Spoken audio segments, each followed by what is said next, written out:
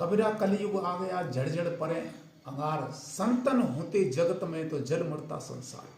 क्योंकि हमारे कलयुग में मार्गदर्शन संत ही करते हैं। हमारे पास पूरी प्रॉपर्टी है, पैसा है, लेकिन डकैत जब पकड़ के ले जाते हैं तो हम अपनी प्रॉपर्टी को खत्म कर देते हैं, क्योंकि हमारा अस्तित्व सुख का होता है। हमारे पास पुत्र है, अगर पुत्र भी हमें दुख देता है तो पिता उसको गोली से मार देता है। हमारा अस्तित्व सुख का होता है। अगर कोई भी अंग हमें दुख देता है तो सेप्टिक बन जाता है किसी अंग में, डॉक्टर कहता है काटना पड़ेगा तो उस अंग को भी कटवा देते हैं। हमारे अगर जिंदगी में दुख ही दुख रहता है तो बड़े बड़े पैसे वाले, बड़े बड़े पदाधिकारी अपने को आत्महत्या करके और मर जाते हैं। क्यों? कि हमारे सुख का अस्तित्व होता है।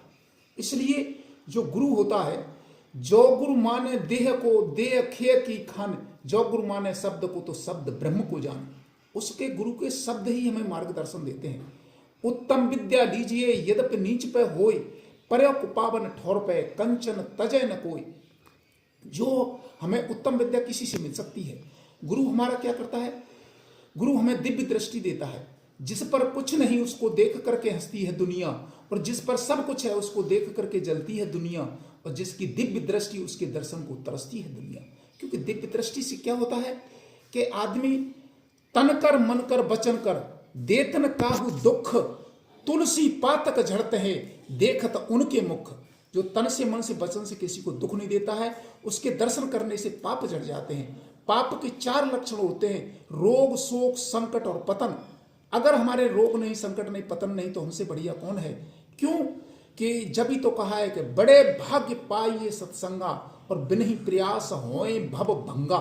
उस संत के प्रवचन से, संत वही है, चुम्बक वही है जो अपनी तरफ लोहे को खींच लेती है, और संत वही है कि जो अपने तरफ हमारे चित्त को खींच कर परमात्मा में लगा देता है।